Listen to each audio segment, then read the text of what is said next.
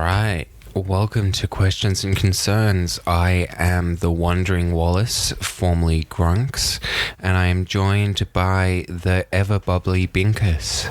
Each week we ask a question that no one might be able to answer and raise a concern that may only pertain to one of us. This week I would like to ask you, Binkus, why fiat currency isn't the answer, because you seem to think that a lot of people are blaming this incoming recession / depression on fiat currency, and you think that it's a bit of a rabbit hole. Yes, so I brought this up the other day. There's this growing sense of, ever since Bitcoin became popular, more and more people, it's become more and more mainstream to question why money is fiat. And this is a topic that's always been surrounded by a certain amount of, it attracts the same crowd that generally distrust government in general. Can you just before we keep going, can you explain what fiat currency is? Because I think that there are a few people out there that might not know exactly what we're talking about. Yes, I will start from the beginning. So there's been many sorts of items that have been used to store value in cultures across the world. You know, there's stories of some communities using shells, some communities using giant marble discs. There's evidence that the giant statues on Easter Island may have also been used as stores of wealth. Essentially, what we're talking about is what is money. Money has throughout most of humanity's history, in every society that's functioned, it's been something physical, something that's tangible. Something that's tangible. And the reason why that's important is that something physical cannot be in the hands of two people at the same time. One person owns it. And so that has a real intrinsic value to it.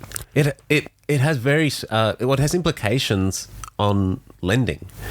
Something that today, and as just the same in ancient societies, is an activity that's always been needed. Say, for a fisherman wants to catch bigger fish and needs a new boat, they would go to a merchant, and a merchant being someone who's in trade. Your people have always been there to I mean a literal merchant. Need. Yeah, because I know. Merchants were generally cashed up and asked them for a loan to purchase a new boat. And this would have happened in societies 10,000 years ago, just the same way it does today.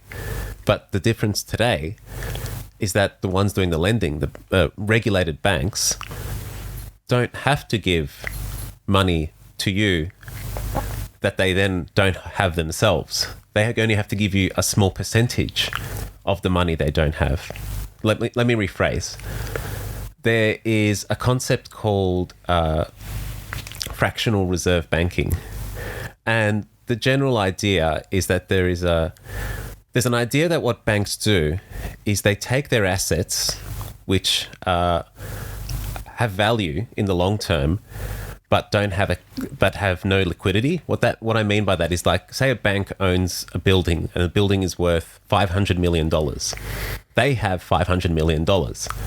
So they rate that asset as a $500 million asset, even though it's not something that can be spent. No, well, yes, exactly. It has the value of 500 million.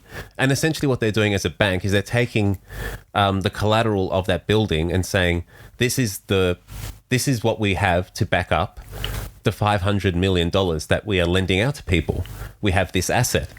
So on paper, they're lending out something they own. There's no problem. And all they're doing is making, and this is something that the legislation, the regulations see as a good thing. This is how the economy works. You allow the value of something that is a long-term asset that can't be sold in a day to be used, like that value is now freed up and extra wealth flows through the economy.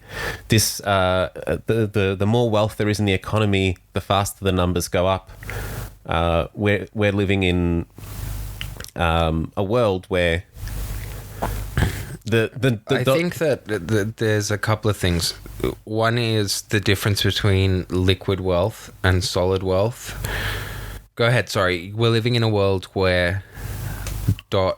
Let me. No, you're right. I should pull back for a second. So I think that there's two things. I think that you need to look at what it was that happened when basically the rest of the world pinned its currency to the US dollar, and then secondly what happened when the US dollar became fiat instead of pinned to the gold standard. Yes, no, you're right. I went way off track. So the Western world has often used gold as its currency. Gold was also used in Asia, in India, and these are records going back thousands of years. And famously in South America, there was so much gold that when the Spanish pillaged it, it actually caused hyperinflation when they returned, because they threw so much extra wealth into the system, they actually damaged their economy. I didn't realize that. That's how much they took out of South America. Okay. Yeah, it's quite obscene. Anyway, that's not the point. The point is that it really is quite obscene. I didn't realize it was like that. It was that much. However, being subject to hallucinogenics at all times and then suddenly seeing men riding in on horses, convincing you that they're gods before they just decimate you, will have an effect. Don't forget they had muskets. It wasn't for no reason that they thought they were gods. They were riding on horses as well. And they were riding on horses. They thought that they were half man, half horse. It's not. I have no contempt in my heart at all for the people. Like I said, you're on hallucinogenics. You're part of a holistic society, and then suddenly, these half men, half beasts ride in, how firing terrifying. off. Is it a Mel Gibson movie? I know it was rated terribly, but I actually liked it. The Apocalypto. I genuinely liked that movie. I'm like, this is cool. Some guy is just running and about to get chopped, and you see all this horrific shit and nothing not there too many words. There was supposed to be a series based on Herman Cortez, but it got shut down due to COVID. I can't remember who was involved, but it was a lot of A-grade talent. Oh, what a shame. Anyway, back to this idea of having gold as a store of wealth. So at some point, gold moved from being money to being the real money that underlines paper money. The first instances of paper money originated as literal IOUs, and you can see this sometimes in media, media covering, say, old mining sites, where miners would deposit their gold in a bank. Their gold might be worth, that one piece might be worth enough for several years' wages. They can't spend that. That's one piece. So before they go through all the exercise of selling it, they'll deposit it in a bank, and the bank would give them a check, essentially saying that I certify as the owner of the bank, signed here, that this check actually represents money that I'm owning. So you're essentially trading on the reputation of the bank is making that piece of paper valuable. Interestingly enough, that's how the Mormons made a lot of money at the beginning of their escapades, was to set up a lot of phony banks. Phony banks? Yeah, so the deposits would come in and then suddenly the bank would disappear kind of overnight. But in the same way that the British Empire was started with Caribbean gold, the Mormon church was started with gold plundered from frontier towns, basically. So what I've described is the birth of money as being something paper. But even at the birth of money, that paper only could be traded one-to-one originally. finance came along, the financialization of that economy came along when people, like say one town would have one bank, so all their paper money would be from that one bank, but they would often trade with another large town. And the trade would be so frequent that there'd become demand for banks to accept paper money from other banks. So now you've got banks that are trading on the faith of another bank in a sister city that they know to be of a sufficient size. So that's the second level. The third level is when, say, frontier banks who don't have a good reputation, so their money doesn't travel as far. So say it'll be accepted in the town that it originates from, but the next town over hasn't heard of this new bank. Why would they accept that money when they can just demand different money? Yeah. So there'd be hierarchies of what is more trustworthy money and less trustworthy. Essentially, it's not dissimilar to the way like the cryptocurrency markets work in terms of like, Dogecoin or like Bitcoin being a more recognized, or Ethereum being a more recognized. So if people can imagine essentially money at one point in time in the US was at, say, where Bitcoin is now. There was many competing monies. None of them were the real money, because the real money was always the gold. So they were all, say, relatively... They were faith-based. They were faith-based, and that's really where things started, was a belief in this system. Then the country became the United States. And we have, at one point, the establishment of a Federal Reserve currency, the Federal Reserve Bank. Establishment of the Federal Reserve Bank, it's something that I think deserves the justice of you looking this up, so I'm not going to go into it. But essentially, one nation having one currency. And with that comes along the nationalization of the banks in all the big cities, that would prohibit individuals, entities. They wouldn't really distinguish between companies and people, so they would call them entities, from creating their own money. And you've seen these laws tested in the US in particular during, I remember during 2008, 2009, there was a rally in the silver market in particular. Silver, which, say, a year before was trading on $7 to $8 an ounce. There was a shortage, I believe, in the market. There was an underlying cause, but suddenly it attracted speculative investment. And because it's a very small market, as small, I mean, in, say, if you took all the silver that is for sale on the market at the moment, it would not be a big number. It would not be something that's obscene. It might be $500 million. That's don't quote me, but it's not a number that's, say, it's a number that one bank could potentially buy on its own. Can I tell you two things that I think are interesting? I think one was when Zuckerberg was brought before a Senate subcommittee about starting his own cryptocurrency, Libra coin. But before I tell that story, I know that when Trump got rid of NAFTA, you were describing Walmart that had to change its rules quite severely. I remember you told me they were paying their employees in coupons for the Walmart itself. So it was basically a self-sustaining economy. It was recycling that money.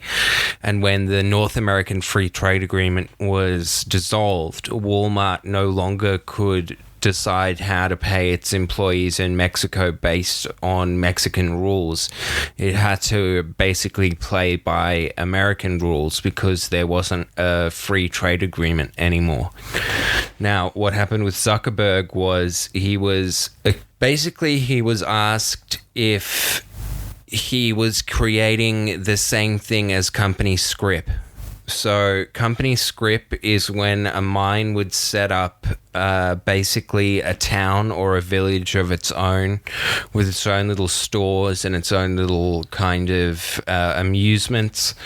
And the miners would be paid in tokens that could only be used within that town. So, there was never a transfer of wealth away from the owner. It was always kind of self-contained as a business venture. So the next thing that happens is that Zuckerberg then says, I want to start paying my employees in Libra coin. And AOC at that point jumped in and kind of started grilling him, and another senator, I can't remember his name, basically talked about the fact that $20 can be spent in any store that you walk into, whereas people can be banned from Facebook. So can you be banned from having a Libra coin account? So he asked him directly the question that people were worrying about. Yeah, and he didn't come up with a satisfactory answer. Libra coin didn't become a thing. Now, a question about company scrip. Do you think, you know, the Foxconn factory, the factory that makes famously the Apple iPhone, it makes nearly every computer in the country probably. It's this giant mega factory in China where famously, I believe there's 400,000 people that work there. Okay. It's a big factory. Huge, yeah. Do you think they would have company scrip?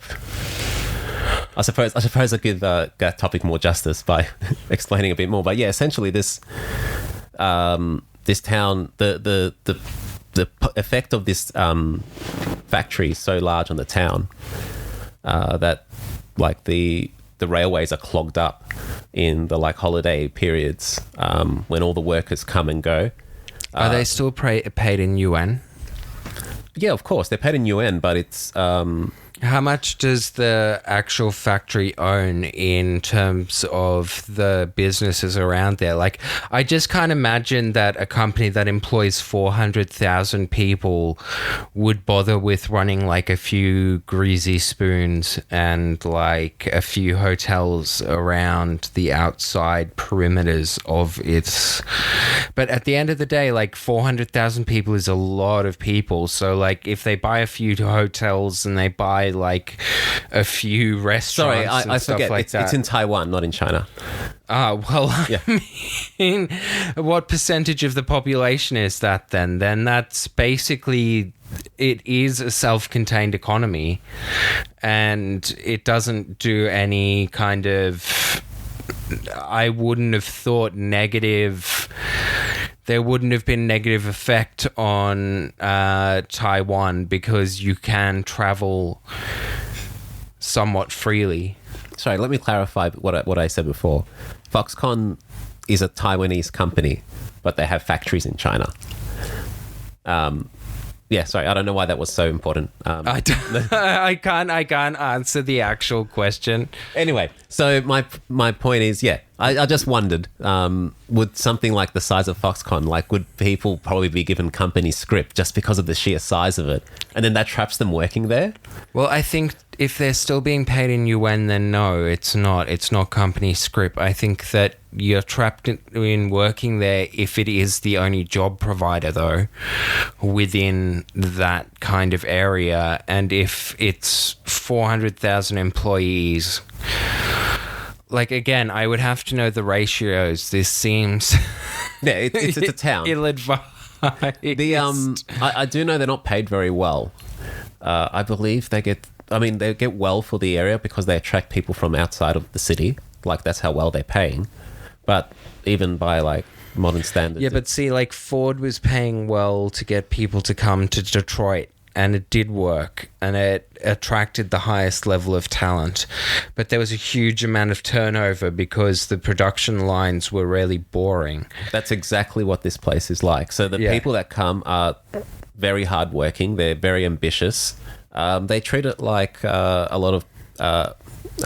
say Australia, Canada, the US, they treat like mining as a profession. It's something that's very difficult, Because it is. If you've ever seen someone sitting hunched over a But then let me ask circuit you board. this. If they're not trapped in the area, if they're able to take short-term contracts and they're very highly paid in a currency that's transferable, then are they paid in company scrip? You've got your own answer there. Okay. I mean, I think that the kind of interesting question is how much of a country's GDP does a single company make up, and what happens when there's a fault in that company.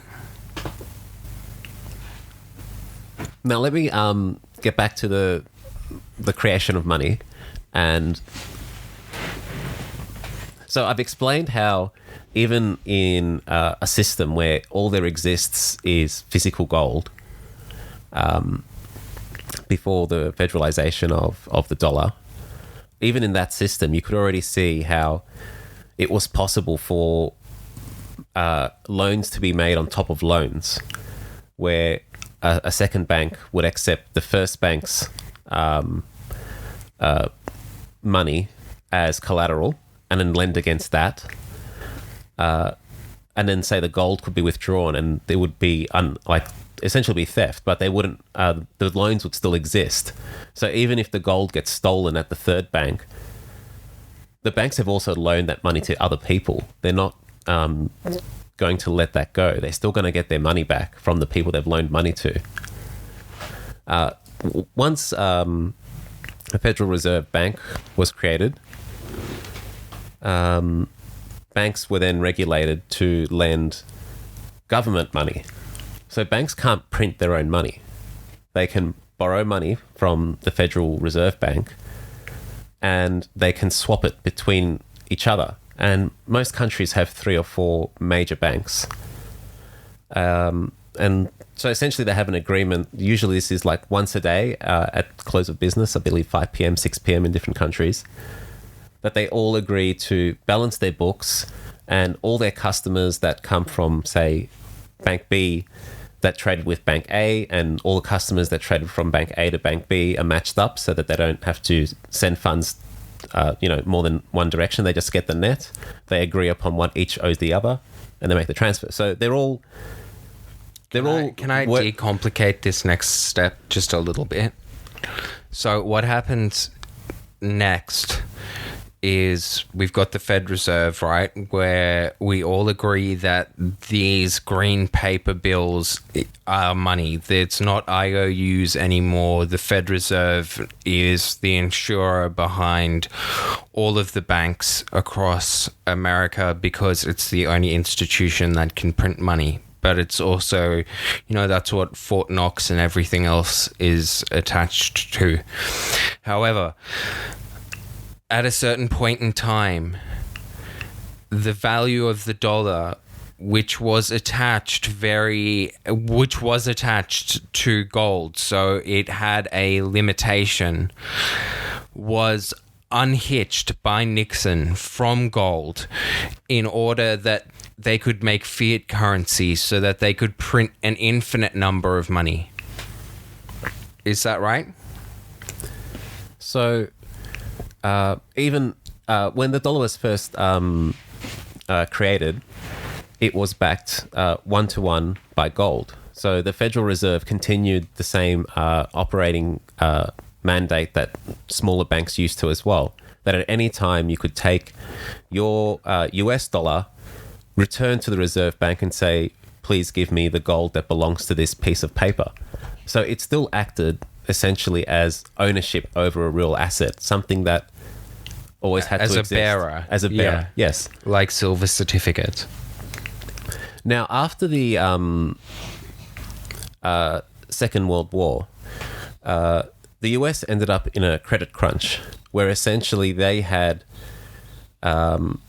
lent out too much money to too many countries at the same time. So a lot of nations were doing a rebuilding. I think both America was dumping millions upon millions into West Germany, to try and make it look better than East Germany, which was getting its own excessive funding from Russia. So they were competing each other economically. If you speak to anyone who's ever lived through communism from Eastern Europe, they'll tell you Eastern Europe was shit, but East Germany was far better off than the other eastern states. It's about keeping up appearances, Exactly. like the ghost villages that you see or ghost towns that you see in North Korea. Yes, so the Russians did the same thing. Sorry, the USSR. I don't know if there's a distinction. They did the same thing. I think a lot of people from the USSR probably would say yes, but No, go ahead. of course there's a distinction. Yes, the distinction is that the USSR, once it broke, once the government collapsed, it actually went bankrupt in 1990, and famously the Berlin Wall was collapsed. It was not only Germany that was reunited, the rest of the USSR actually fractured into ethno-states, essentially. A lot of those ethno-states were eventually rounded up. So I guess the leadership all came to an agreement, perhaps over violence. I'm not sure the details, but they all decided to rejoin. In this chaos, imagine the government's fallen apart and every large plot of land is under the control of a regional governor. They suddenly realize that they're essentially the president of their own country. They can do what they want. It wasn't a time of stability is the point. So they decided, like, how do you think they would have chosen who gets to be the leader? That's my point.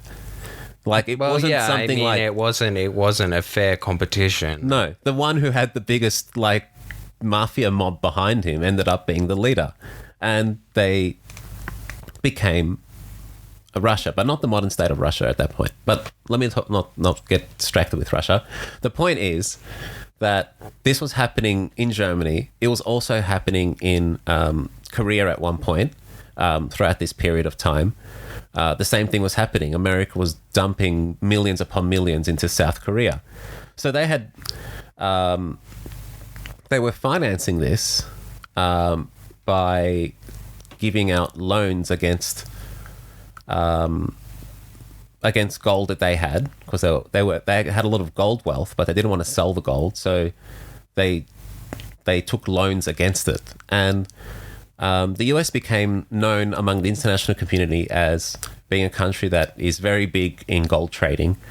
So other countries started to trust the USA, just as at the smallest scale, one town's bank became the most trusted. The USA took that role gradually over time, just on the world stage, basically because of things like the New Deal and helping to rebuild, and as you say, lending lavishly around the world. So the US dollar started to be accepted as a reserve currency. It was as good as gold. Other countries, instead of storing only... Well, that's where that comes from, right? As good as gold?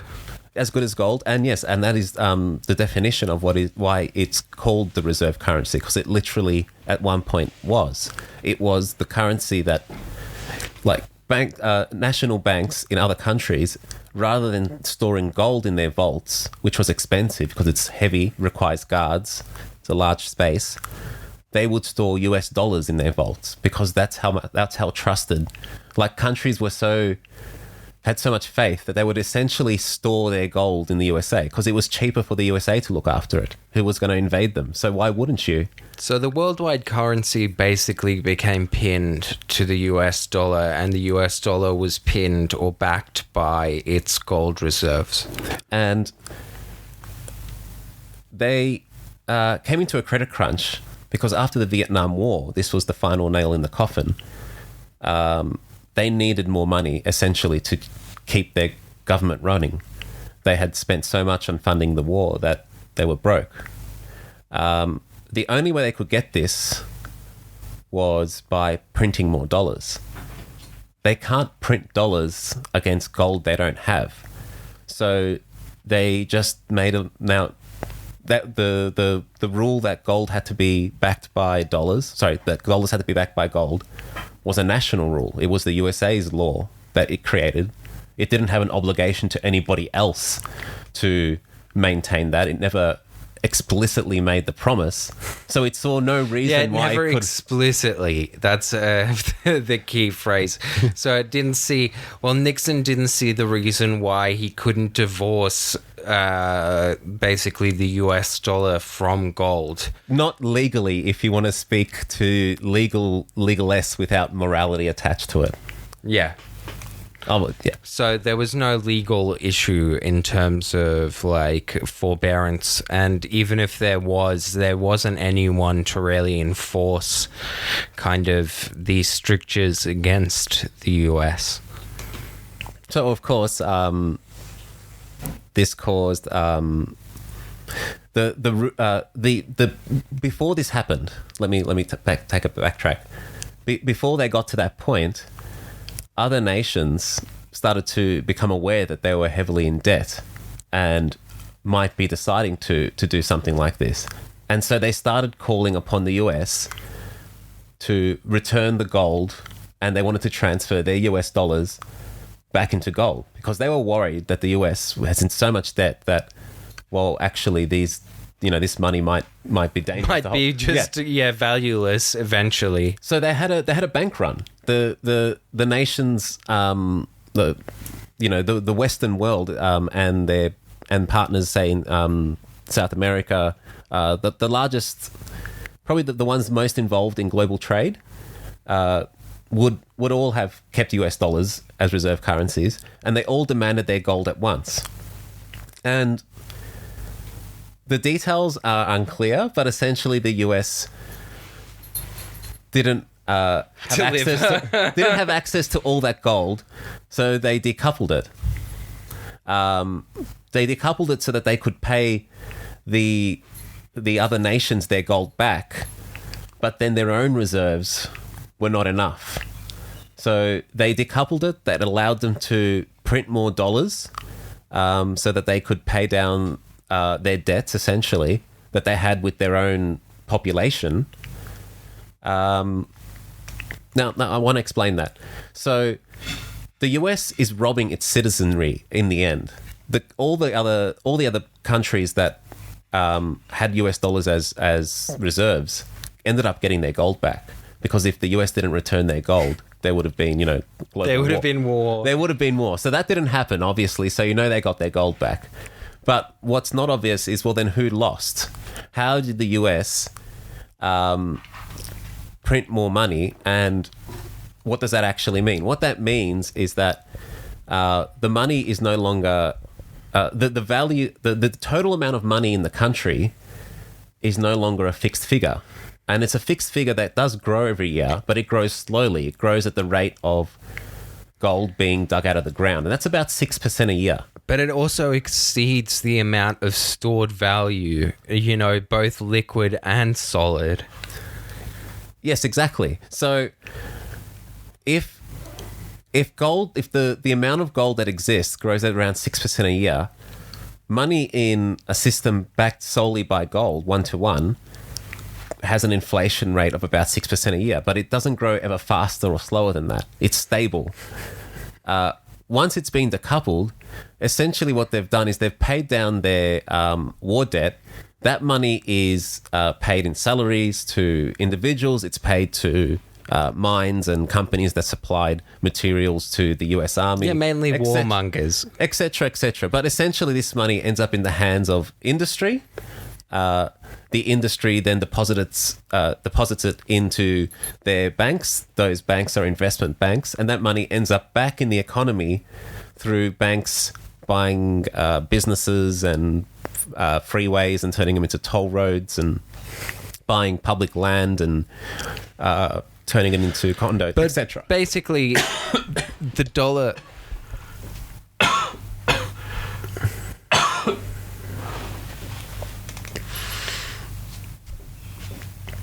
Are you okay? But basically, the dollar is not worth it's not as good as gold anymore. So if people decided all at once to actually try and trade in their dollars for gold, or if the rest of the world's currency is still pinned to the US dollar and the US dollar is out of control, what does that say? And why do you say that this idea of fiat is not the answer to why standards of living have decreased ever since?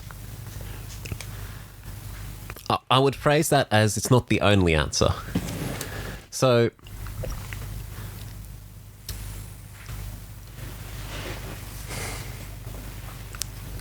earlier I was speaking about silver mining, and I was talking about how the total size of the market of silver, so all the silver that's traded in a year, is reasonably small. So it's small enough that one or two large institutions could buy all the silver.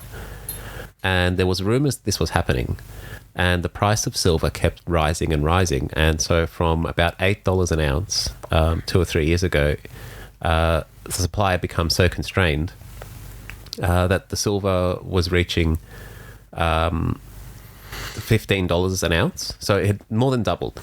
Now, at this stage, this could have just been rumors. So even with rumors, it would still create the same effect, because the other industry players, which is generally other mines, still need to buy certificates for silver, and they're normally traded for silver that they know exists in the ground, that they wish to sell in advance, essentially, in order to fund mining operations, which are very expensive. So it's an accepted, it's something that has accepted value in a similar way that the original money did. It's a contract. And these contracts are sold. So when an investment bank buys these contracts, they're buying silver that actually exists. It can't be sold silver certificates, right? Yep. So the actual supply of silver that can be then sold to other parties is decreasing. So they're actually interfering with like manufacturing companies trying to get something that they need as a raw ingredient. So during this time, once the price went up to about $15 an ounce, it actually attracted a second group of people, which people that are just speculative investors. They have no idea about silver. They never couldn't care less. It's just about the actual dollar value at that point. And it started hitting all like the niche investing forums across the internet. And they eventually all migrated to a website called silverstackers.com. And this site became the hub for trading physical silver. And among the users, there were people that were in it just for the profitability. Oh, this is going up every year, and it had been for a few years then. It was about 3 years into the bull run. There was people that were also passionate about having real money. And so this happened only a few years ago. So it was after currency had become fiat. But the point that I link it to is that there was people were starting to get so into the craze that there was a gentleman who was posting on the forum selling silver dollars, essentially silver coins, and he had written the word dollar on them and made like a fancy design, as if it was like a... So he was selling silver dollars, which are a real thing. That's crazy. Yes, so he was making his own version of a dollar. Now, he didn't really intend to say that it was equivalent to a US dollar, because clearly it's worth far more than that. It's worth about 30 times the US dollar, so that's ridiculous. Nevertheless, the US did threaten to charge him with a federal crime for counterfeiting, and he then withdrew the product from sale. So they take these laws very seriously, even to the clown level. There was no way that was a legitimate concern for anyone involved. Like, people were buying essentially some small mines, novelty silver coins that they had written dollar on. It was nothing more than that. But the government decided that this was, worth pursuing. Well, Well, you say that I think that it is it is real money. I think that they would have a problem if De Beers started putting out sort of diamonds with a dollar sign on them and calling them De Beers diamonds. Do you know what I mean? No, the concern was that they were counterfeiting US dollars at a time when US dollars were fundamentally worth nothing. Now, what I mean by that is that when this happened in 2009. The US dollar has been backed by nothing, essentially, ever since Nixon took the US dollar off the gold standard.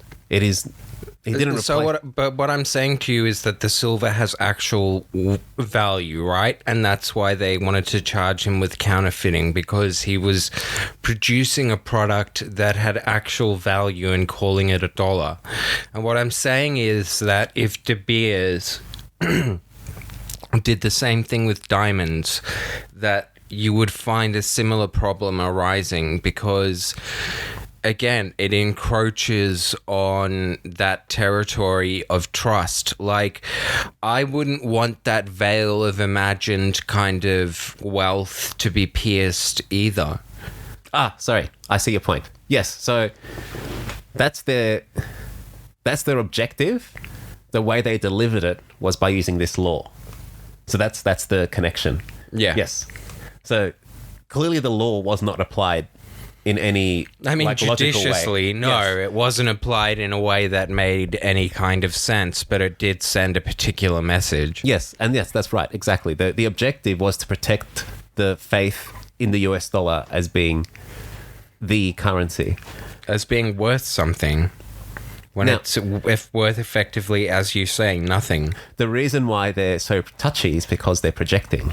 They're projecting their insecurities that the US dollar is backed by nothing. So soon after Nixon declared that the US dollar didn't need to be backed by gold anymore, it was still nominally backed by gold. It just wasn't backed by gold 1-to-1. It was backed by gold at whatever ratio happened to be available. You get what you get.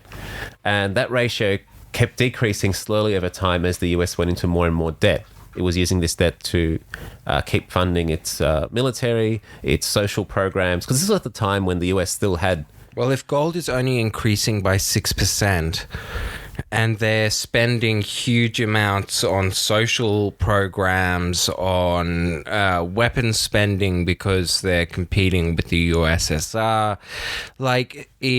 it starts to add up. Yes, and so eventually the dollar became completely decoupled from gold. There was a line in the sand drawn, and the US dollar is now just... it has value only because the faith of, say, the US will continue trading. So if it continues trading, its population will continue creating money, and the US will always be able to repay. So essentially what I'm saying is, as long as the US is a global world power in terms of trade, its money will still have some fundamental value just on the basis of being the money of a large trading partner. However, it's only got value to its direct trading partners. Why would a third party necessarily want US dollars anymore if its faith disappears? So it'll still always have some value. But what is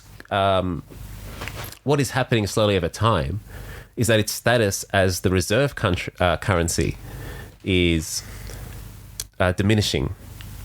And this is significant because there was a point in time, it was called the Bretton Woods Agreement, where countries actually formed like a conglomerate and all agreed to keep the US dollar as their reserve currency. So it had gone from that status, being so trusted that it's as good as gold, literally, to the state now where, not today, but there'll be a point in the future where the only nations that have any interest in keeping US dollars as reserve currency would be the ones that actually buy or sell with it directly.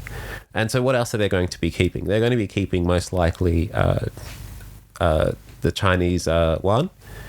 No, not physically, of course. By then there would be a cryptocurrency version of it, and that would be, so it would just be like a ledger, an account. And why would they do that? Because also they're a big trading partner with China. And so why would they do that? And what's the difference between then and now? The difference is that at the moment, both China and the rest of the world are happy to keep trading in US dollars. Some countries, Turkey, for example, and Russia, have recently declared that they no longer will keep US dollars as reserve currency. Almost as they're like challenging the authoritarian, like the authority of the US. Yes. So the standing of the US has fallen so far that the upstarts are now feeling confident enough to nip at its knees. Now, I'm not saying that they could ever like challenge the USA militarily, but that's not the point. The point is that the US is having to actually defend itself against this kind of stuff. Well, the thing is, it's at a certain point, does it become a conglomeration of corporations rather than a country? Now, that's something else that we might see more and more into the future, because the meaning of country, the meaning of nations has already been challenged by economic and political thinkers. The general gist of the idea is that similar to how the EU was designed to essentially stop wars between European nations, like it had no real there was no not the EU, the euro particularly, the common currency of Europe was created to make it impossible for one country to take another to war. And you can see how it would be problematic if they did. Yeah, 100%. So that from that point on, it became very clear that what used to be called a conspiracy theory, the idea of the New World Order, which originated as... I was just going to ask you if you were advocating for that as well. Oh, it's something that George Bush Sr. said on TV once. But yeah, is it not inevitable? I mean, like, there's no point like pretending whether or not it's a theory or not. I don't see it as a theory. I see it as a likely possibility, just something that will happen naturally. I think you should explain what you mean by New World Order so that people don't kind of just hear that and go, oh, okay. So a world where what the distinctions between nations is so dilute that it's more important to be associated with an employer, because wealth inequality has reached the point where the first stage of wealth inequality is to have one person become wealthiest person in the town. Then it can be the wealthiest man in a city. But there reaches a point where groups of investors, because one man will start to buy monopolies of industries. But just hang on one sec. What does one world order look like? So what does it look like? Is it one world government that then distributes a single currency worldwide that is tracked digitally?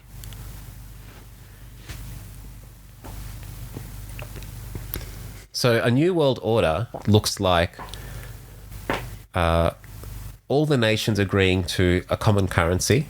It makes logical sense. They all trade with each other often, and every time they trade, they're paying middlemen on both sides of the equation to do currency exchange. It's an entire industry. So there'll become a point where nations will form trading blocks and they'll agree on a common currency between them. And this common currency will grow in acceptance until it is the one currency. So it'll go through a complete cycle where not only will they have a reserve currency, but that reserve currency will be the only currency, because there's no longer even a need to print dollars. We've passed the point where there's even even though... How do you see that affecting the difference between the first and the third world? Because right now there are Haitian gangs of cannibals led by a guy called Barbecue, and, you know, I had barbecue for lunch. So, like, I get this idea of one currency, one world order, but I think that there is going to be a certain amount of ugliness that occurs in between, if that makes sense. I think that if you're going to make it one world order, then you're going to have to get rid of a very large percentage of that world. Now, why are people feeling this way more and more? It's the rapid deterioration of living standards globally. So, and why is this happening? It's to do with fractional reserve banking. This was now that money. Is your argument, sorry, just to clarify, this is your argument. Instead of fiat currency, it's fractional reserve banking that people should blame for why their standard of living has dropped.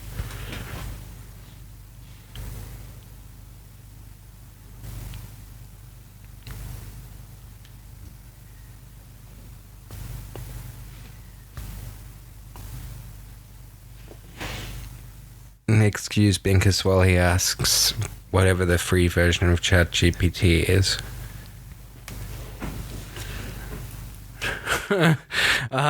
To me, it's more when the Americans went from service-based to, from a product-based to a service-based economy in coupling with the fiat currency idea. But go off, King. So, banks, in the same way that banks used to keep gold as assets, they now keep buildings, essentially mortgages, over commercial property and residential property. That's something that has value in the long term. But again, just like gold, you can't just chip away at a piece of gold. You can't just sell a portion of a house. So banks are allowed to lend against the buildings that they have, but they're not allowed to lend against the buildings one-to-one. If the building is worth $1 million, they're not allowed to lend only $1 million. They're allowed to keep, in some places, only a 10% reserve. That means they can lend $9 million on that $1 million building because they are trusted to. This is the justification, that's my understanding, that they are trusted that they would, they're such strong institutions that creating, how do you say, as long as they structure their contracts that the loans will be paid back. They're a trusted institution, they're a trusted so people are allowing them to gamble basically with an asset. So they're saying that you can use this asset 9 times over because at least one of those bets will pay off. You know what I mean? That's basically what they're doing. They're overvaluing a property. They're saying here 10 different people can buy it. And then they're saying at least one of those people will be able to pay us back. Do you know what I mean? Like, in effect, they're not actually selling the property to 10 people, but in effect, that is what is happening. And in almost all cases, they get it back from all 10. So that's why banks keep getting wealthier and wealthier and larger, to the point where banks from wealthy countries start buying banks in smaller countries. So you don't see colonization anymore, but you certainly see colonization looking at what banks are doing. So it hasn't. Nothing's changed that much. The point, the point that comes back to fractional reserve banking lending is that the effect on the economy is that it's the same effect as if the reserve bank of that country, which can't print as much money as it wants, it needs to have authority by the parliament or the Congress of that country before it can print extra. So the appearance is that the amount of money being printed is under strict controls. But the banks that sit one level below are allowed to do an activity that has the same impact as if there was 9 times that amount of money being printed. Because if money is spent... There's that amount of money in the actual economy. Yeah. So there's 9 times what the actual value is. Yeah, it worked out well for Enron. They did it with mark-to-market accounting, and it's ugly. the way I want people to think about this is, and this is something that helps me, is because money isn't something that's, it doesn't matter if money is backed by gold or it isn't. If banks are doing this activity, it's always above and beyond real assets. And if that's not going to change, if the money then becomes something that is fixed in quantity, as long as lending is still allowed in this fashion, you're not solving the issue, is the point.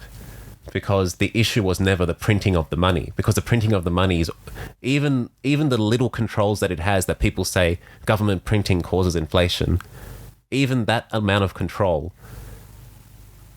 would not allow the financialization, level of expenditure that we're actually seeing the here. level is exactly what we're actually seeing today would not be possible just by government money printing. The scale of government money printing is nowhere near enough to cause housing to become affordable across the rest of the Western world. Like, countries aren't bankrupting themselves. Think about how much money that is. Every piece of real estate in most of the West now, well, they've had the last 3 or 4 years of intense consumer inflation. Now, essentially, that's another thing I want to talk about. What is the meaning of inflation? So, the money is losing value every year, and the way it loses value, it's still worth what it's worth. What dollar is worth a dollar, but the value is being lost in the terms of competition. But a dollar is worth what a dollar buys, you know what I mean? If a dollar buys a liter of milk, great. But if a dollar buys, only like 10 mils of milk, then you're in trouble. Yes, and why does the value of what a dollar buys change? So the value of why a dollar buys changes is because if one player in the economy or a small handful end up with a huge windfall of money, say, for example, they just won a large government contract to produce weapons, and they dumped it into the economy. Or they brought gold back from their conquests. Or they brought gold back from their conquests. When they spend their money, they end up the highest bidder in several different areas. They push up the price of everything else by either removing supply of other people would use from the market, so they have to pay higher for what's left, or just by directly bidding up the price more than it would be on, say, a commercial real estate building. And if they become the highest bidder and they push the price up, say, 10% higher than it would have been otherwise if they weren't in the game, then every other commercial building in that city suddenly has a new benchmark. So it's not one building that has increased 10%. Real estate isn't like selling cars. If you sell one car for $100,000 and you're a really good salesman, the other cars that are RRP $80,000 are still worth $80,000. But if you're a real estate agent and you sell one house in the street for $5 million and the other houses used to be worth $4 million, the next day, all the other houses are worth $5 million. So yeah, it's a hugely speculative market. It's to do with that idea of speculation on land, on assets that are solid, is what you're saying. Yes, and so then every one of those people that lives in that street and maybe 2 streets over now has an extra $1 million of wealth. They can now go to the bank, take a loan against their house, like extend their mortgage, buy a new car, buy a holiday home. And I like to remind people, what was the first thing that we saw shortages of during COVID? Homes in rural areas. They started to have rental shortages because people were buying homes outright that used to be rented and using them as holiday houses. And when they weren't there, they were just empty. So the people that lived there and rented could no longer find places to live. Price of rents skyrocketed in rural towns. And the second thing that happened was there was a shortage of cars. Now, yes, this was blamed on shortage of computer chips because China's strict COVID controls on shipping slowed down shipping so much that computer chips became short, which were used to make car, like those screens that they put in every car now that look like ugly iPads, those things. Like, apparently they're so essential that they couldn't sell cars without them. That's the world we live in now. Yes, so those two things, like essentially luxury items, became short.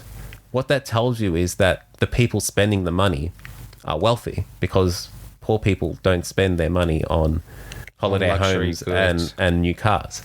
So the first people that benefit from excess money entering the economy are the wealthiest by definition. It's not, and it's not something that you can fix with the law. It's just the way an economy that has lending works. Now, people call this capitalism, but communist countries also have lending. If they don't keep this under control, they end up in the same place. That's how you've seen communist countries going to hyperinflation. Well, I think that the problem is really this speculative wealth, which is very much a leap of faith, right? And my concern for this week concerns a leap of faith, I guess. And my concern is as we move more and more towards the infinite, or the possibility of retaining some sort of portion of our consciousness in computers or in a neural network, will dying become the ultimate act of faith? Now, this question came about, I guess, when I was looking at sky burials in Tibet, which require vultures, and vultures are now going extinct. Well, firstly, there was some guys sold off the location of all of the sky burial sites to tourists. Sky burials are the traditional burial rites of Tibetans? Yes, sorry. So let me go back. So Tibetans, what they do is they're one of the few or remaining cultures that allow their dead to be consumed by nature or to be consumed by animals. So they dissect people in a certain way that vultures will come down and pick the bones clean. And then they can go and collect the bones afterwards, And there's certain monasteries that, similar to churches that are made out of bone. There are certain monasteries that have skulls and bones and all sorts of kind of human artifacts. That's fascinating. So they genuinely believe that you return to nature when you die, and then those bones are just part of nature. Like, they don't have this taboo around them. They're just something that represents what used to be a human. Yes, you give it that respect, but it's not given the respect of a soul, for example, where say in Western faiths, bones would be so sacred that you would entomb them in marble.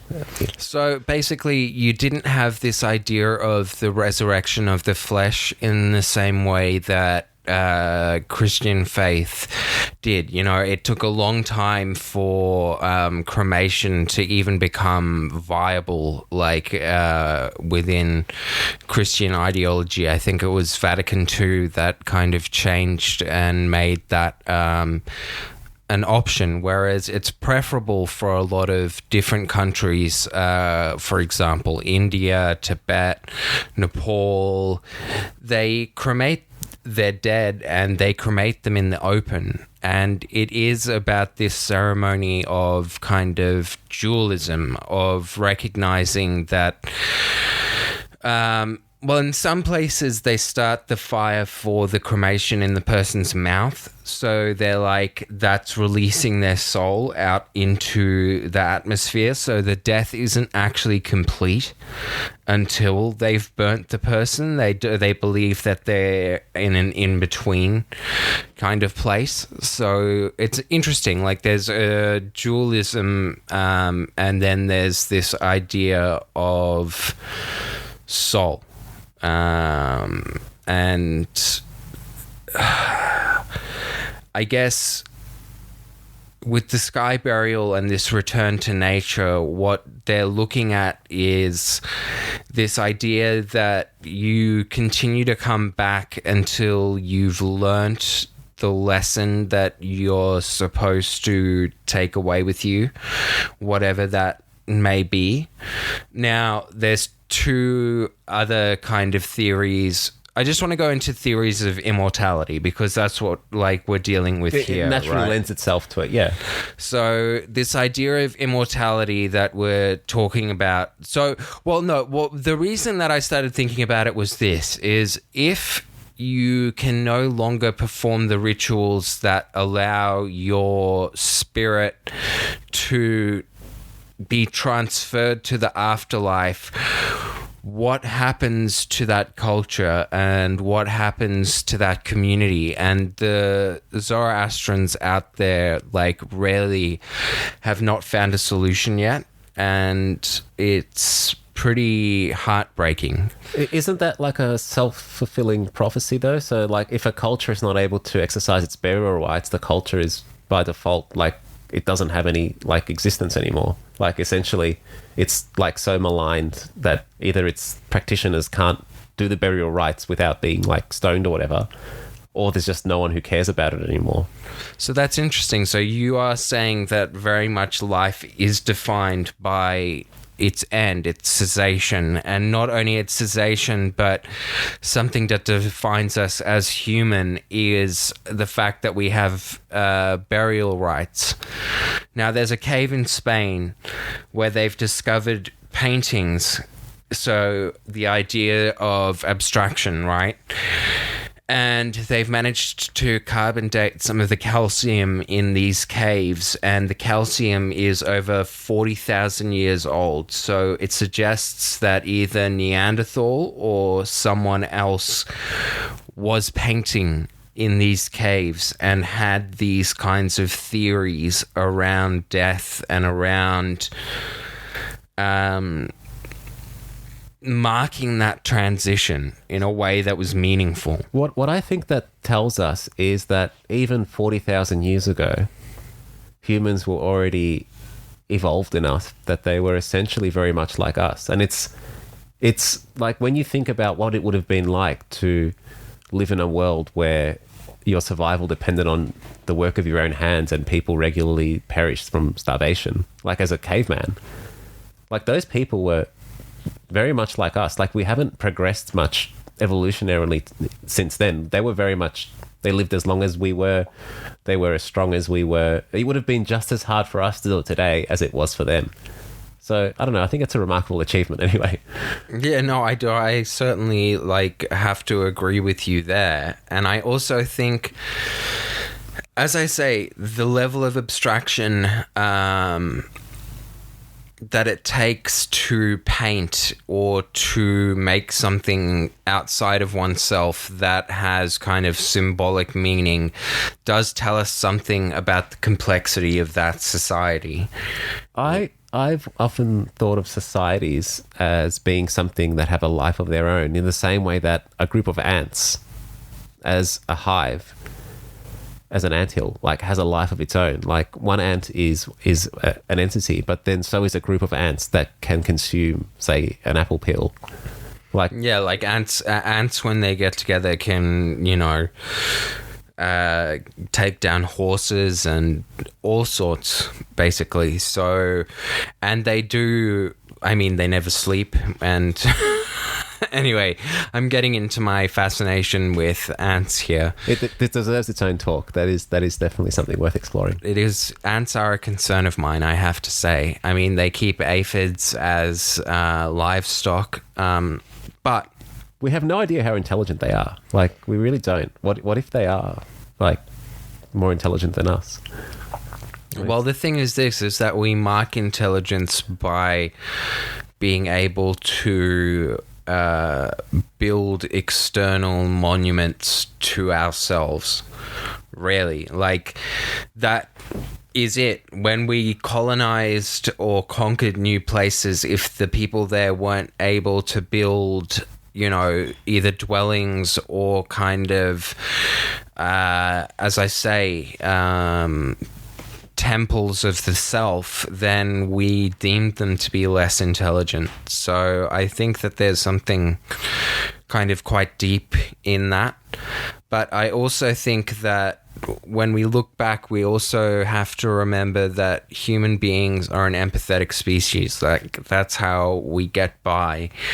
Is one of the oldest skeletons that we found had a broken jaw. So they lived as long as, a normal person did. So someone would have had to feed them. Someone would have had to mash that food up. Someone would have had to do extra work to keep this person alive.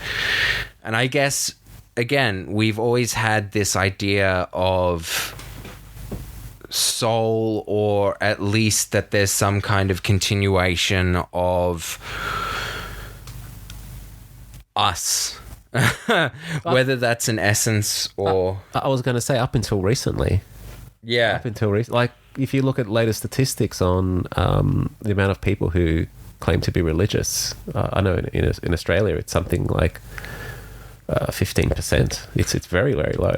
But how many of them believe in science? And then how many of them... And this is, I guess, where the greater concern comes in for me. So iPhones, as I've said, or smartphones, I mean, iPhone has become synonymous, are now a necessity as everyday part of life, to get emails, to be able to respond quickly to your work, all of these kinds of things. What happens when you get to the point where certain biological implants are necessary to function and you're delineated by not just, what kind of dwelling you can afford, but what kind of physical upgrade or mental upgrade you can afford. And so then, as I say, at a certain point, immortality or downloading kind of a simulacrum of someone's consciousness becomes possible.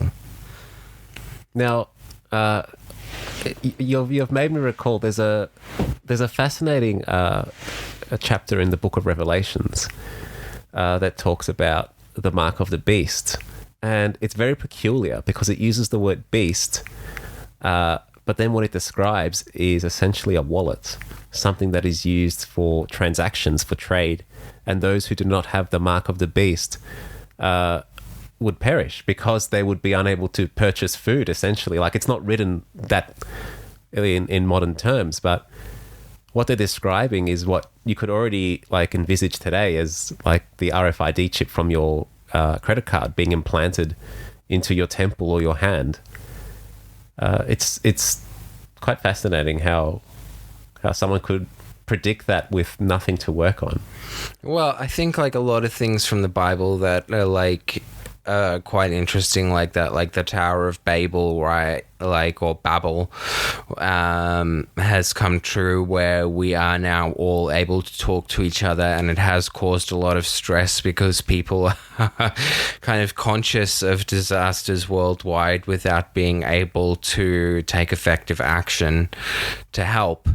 But as I say, I think that if you're looking at it, you're looking at immortality through two different lenses. You're looking at it through either one where there is a replication, and I'm using air quotes there, of the soul into some sort of computer space. And the second is called quantum immortality. And quantum immortality is a little bit more complicated. Now, all right, so the second kind of concept that we talk about when we talk about immortality is quantum immortality. So are you familiar with the idea that when you make a choice, that there is a theory that for every choice you make, there is a division in reality, and both realities occur? So how is that explained? Is the idea that reality is we're not seeing we're not actually able to see other realities, but they're always there? Is that the idea, because we're living in only one? Well, let me explain this. All right, so quantum everyone is kind of now familiar or au fait with this idea of the multiverse, right? I hope by this point it's been so oversaturated in the media. So basically the idea is that every decision you make creates two branching trees of reality. So if you decide to go out for pizza instead of chicken, one reality goes out for chicken, one goes out for pizza. I mean, very mundane examples, but they are a reference to something.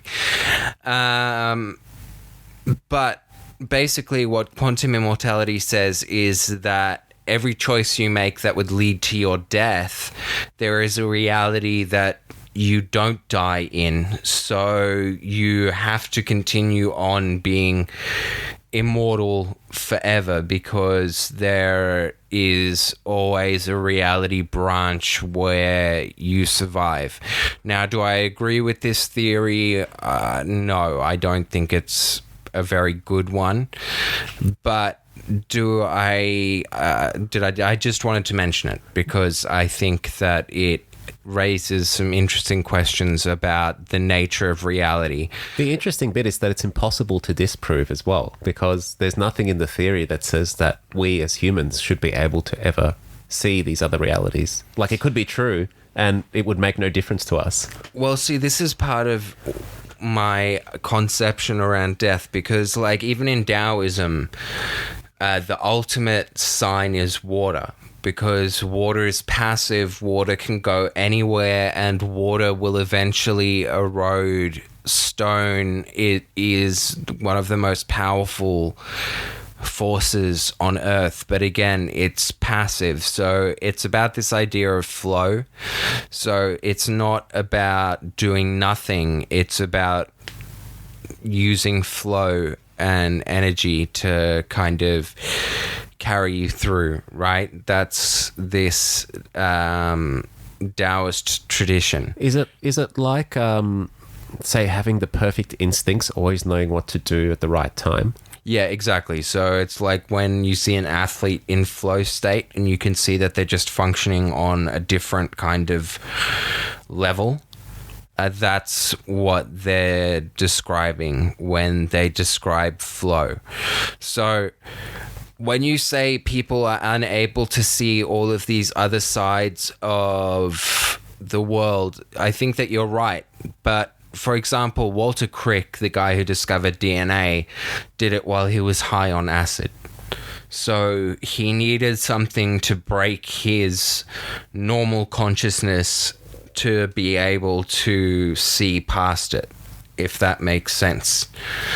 So what I'm saying is this, is that yes, human beings are constrained by their conscious mind, and they're constrained to a single point in time and place. However, there are ways to get past that, to kind of circumvent that. And secondly, that when you die, perhaps it is that you, instead of just seeing one face of the jewel, are able to see every side of it. So it's a return to the stream of consciousness. It's not actually a change to be feared. So it's just part of the process of being. It's like the same way that you shouldn't fear being born. Well, it's a transition from individualism to collectivism if you believe in certain principles. And, if you believe that each life is there to teach you a lesson, whether it's karmically or whether it's you live a good life and your soul gets to go to heaven, it's there as an instructive pathway, right? And it's also saying that, again, I have faith that once this ends, that suffering or that there will be something beyond my conception at this point in time. Now it's interesting when you talk about something beyond your conception, and how I forget his name, the gentleman that discovered you said DNA. Walter Crick. Walter Crick, yes. So why would using like a psychoactive drug make him more intelligent? It sounds like crazy. Like how could a drug do that? But I want to point out that there used to be a quote attributed to Einstein, and it has since been disproven, that Einstein once said that human beings only use 10% of their brain. Now, even if he did say that, it was probably something he said in sarcasm, but apparently it's been shown that he didn't actually say that. However, I heard a number just the other day that was even more interesting, that humans only use 1.5% of our brain for our conscious thought. And they're talking about that in terms of brain activity. The rest of our brain is doing other things. It's controlling our muscles, it's controlling our heart rate, it's controlling our organs, it's controlling our immune system. So it's quite fascinating that we use such a small amount of our essential, like the most powerful computer in the world that will ever exist, the human brain. We use such a small amount of it, and it's enough to make us like a conscious human being. What if you could like draw just a small amount of extra resources from another part of your brain? Like just tell the part of your brain that controls your sweating to take a break and use that bit.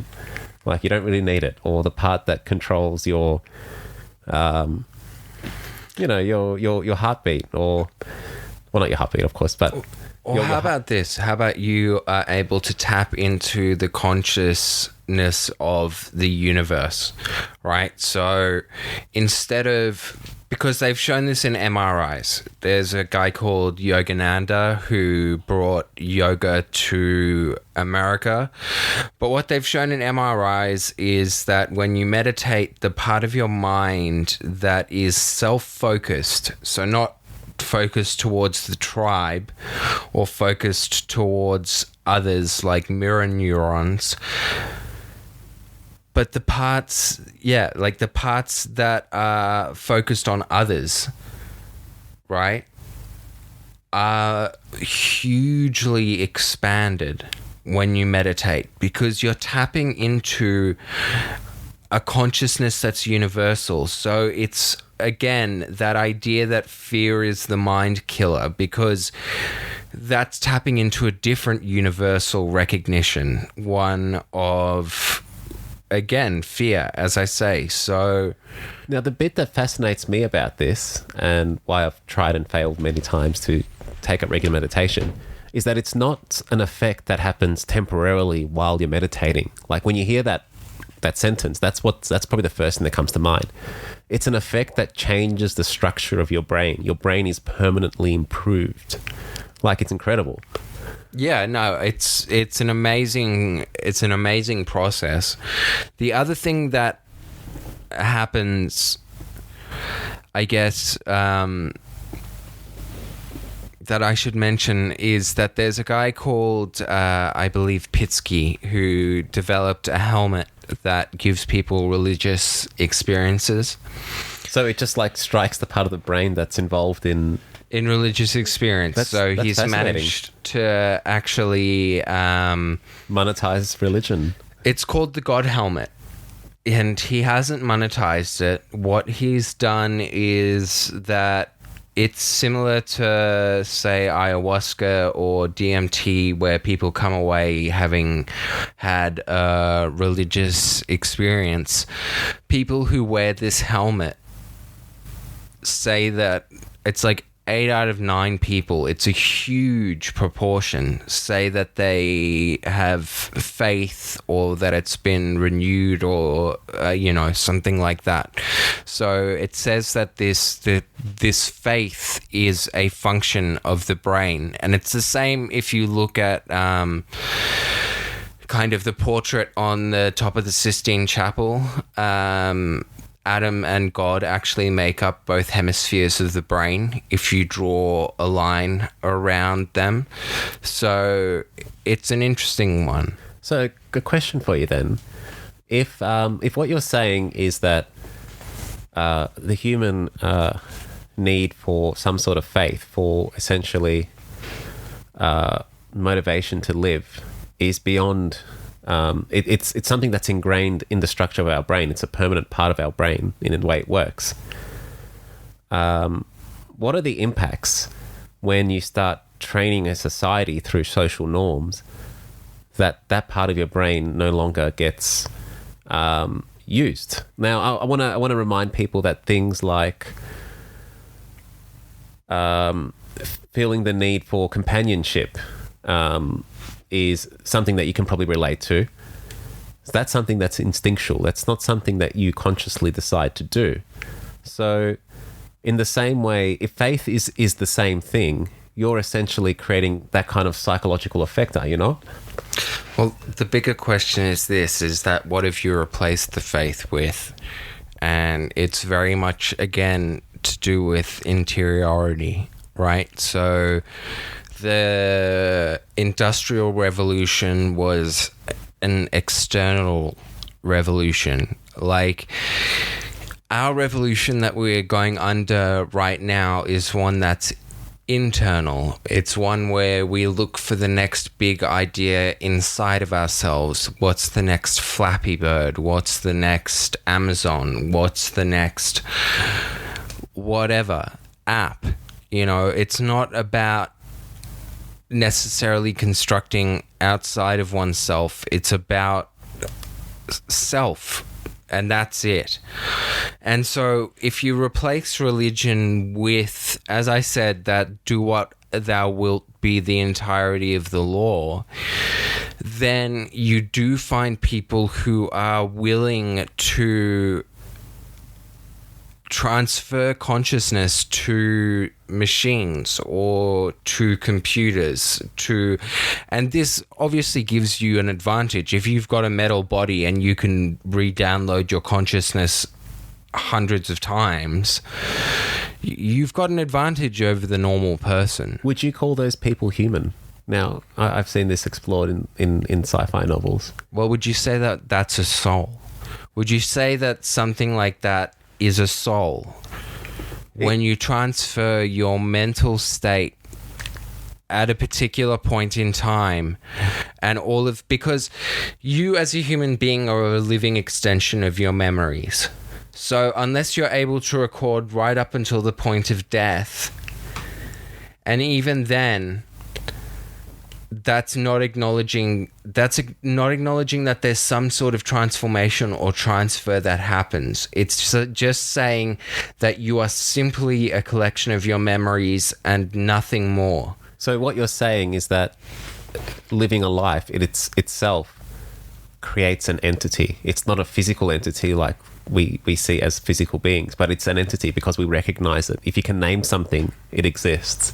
Is that essentially? Well, there's versions of you, yes, and there's different versions of you that exist for different people, you know what I mean? But what I'm essentially saying is that there is something. When I say that, then, is dying the ultimate act of faith if you have reached the point of immortality? It is unplugging and delving into the next realm of consciousness, the next realm of who and what our possibilities are as human beings. But what if it's worse? What if it's like, what if however bad this consciousness gets, it's always worse? Now that's something that traditional Western culture kind of implicitly teaches through the hell story. Like, there is a chance that you could end up in a worse place than you are now. Well, I think that the hell story is part of the reason that, like, monotheistic religions have become so popular and also were so repugnant to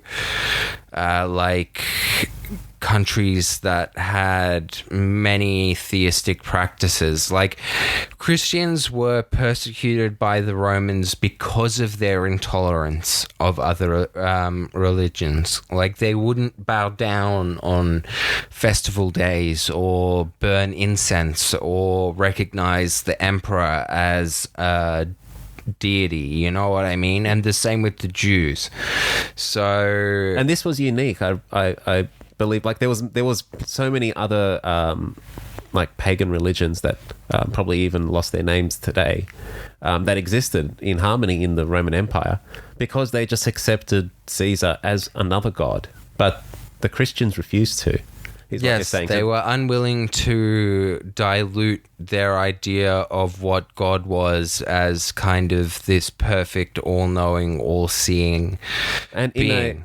in a state where the leader is also God, was the fear that Christians were like the beginnings of a community that wants to extract itself from the Roman Empire, like it was like threatening their power, not explicitly, but that maybe what was their Well, their let me fear. put it this way. A culture doesn't have to be homogenous. It can have many different cultures kind of living underneath it, as long as it has a national identity. And Rome always had a national identity. And so when you take away a fundamental like principle of belief, or you break ranks, then you need to be smashed completely, like Ve Victus, you know what I mean? Like they're... So this was how the largest empire in the Western world survived for 1,000 years, by ensuring social unity. Today, this is not only not practiced, it's seen as obscene. Like, what's the effect of living in a world where having social unity is no longer of value? Well, I think like petty grievances were put aside much more easily, and also there was already access to violence, so I think that people were able to settle their problems more readily between each other, which led to certain societal norms that I'm glad that we don't have today, but certain societal norms that, you know, perhaps would solve problems like dueling, but that's for a different podcast. What you're saying is people wouldn't have opened their mouths too quickly to insult others if they thought that someone else might, you know, have their honor defended with a pistol. Well, there's this Kantian idea of like public and private citizen, where if you're a public citizen, then you're able to speak your voice in a forum where it's recognized. I mean, obviously the anonymity of the internet has changed that quite a bit, because some of the most influential people are anonymous. But I guess just coming back to this idea of faith and what if it's worse, that's why it is an act of faith, is because if you can't enjoy earthly delights, what makes you think that you'll be able to enjoy heavenly ones? What makes you think that if you aren't able to enjoy the miracle of waking up every single day and eating delicious food and having, you know, people in your life who love you, like if that miracle is difficult for you to accept on this plane, what makes you think that the next one is going to offer you kind of an enjoyment that's lacking? So what you're saying is that if that's your internal belief, the next plane will be horrible. However, if your internal belief is the opposite, the next plane will be pleasurable. I think that to some extent, yes. I think that like there's this idea that C.S. Lewis had, that heaven or hell are just magnified versions of who you are as a person on earth, and that means working through each individual issue until you are able to kind of resolve with yourself and in yourself to be present. And there's the implication in the heaven story that you've got your life to accrue as much of these skills as possible, because in the next phase of your life, you'll be living forever, but you won't be changing anymore like you are as a human being. So one phase has one value, one phase has a different value. So they're both important. Some people need a long lifetime to change into the person they need to be, and some do it in a shorter lifetime. The amount of time on an eternal scale is kind of irrelevant. Well, let me put it more to you this way, is that everyone is living an eternity, right? It's just that you are unable to recognize the scope of that due to your primary consciousness being locked into this body or this physical form. So it's the physical form that's holding you back. And what I'm saying is, my concern is what happens when people start transferring their consciousness to computers. Are you worried that they will be respected as human beings or not? It's not even that. It's, will the expectation then be that you become eternal through this process? Do you leave the family that you have, your ancestors who have died behind, and do you just think of them as relics of a past age that came before? Do we keep on producing after that? Or does the computer space become a new liminal space? And if it does, then who controls it? Who decides what body you get downloaded into and when? And can you download, say, 500 versions of the same consciousness so that you can, fulfill a task at scale? Things like that. Well, I mean, I think clearly Apple Corp will be the owner of that system. Yeah. Going by how much cash on hand they have at the moment.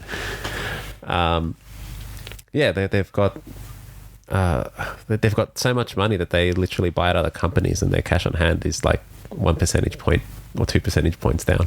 It's quite incredible that we've reached that level of wealth inequality. Anyway. So I guess my concern is really what happens when biological implants and biological transfer becomes a normal part of the process, because at this point in time, so much of our life is organized around technology. What happens when that becomes a normal part of the process, and what happens if that starts to glitch out? Like, does your soul become corrupt if that data file becomes corrupt? I mean, in that scenario, I would say yes. That's terrifying. Well, that's the thing. And we're already bringing people back as like 3D creations. Like the guy who played Superman back in the 50s, George Reeves, shot himself through the head because he couldn't get any other roles because he was typecast as Superman, and they brought him back as a CGI version of Superman for the new Flash movie. I thought he fell off his horse. Can you imagine that? That's Christopher Reeve. That's different Reeves. There's two Reeves who played Superman, both who had tragic endings, one of which was a bit more protracted than the other. How terrible. What a curse. But they did bring both back. That is... I don't know. It's like some demonic shit, right? Like, is it really necessary? Can't you just let people die? Like, I know you own the rights and the family doesn't, because you structured it in some contract that was very forward-thinking. However... Just vague in its terminology, and one where you realize that the family doesn't have the funds to actually take it to court past, like you just offer them the amount of money that will make it go away because there's a dead relative that no one cares about. And you can see how it happens. They've always got clauses about owning your likeness because they make merchandise. But see, this is the thing, is that if it's a dead relative that no one cares about, is dying then an act of faith? And that is my concern, is how much faith do you have, and is it enough to carry both the economy and your ever-living soul into the afterlife?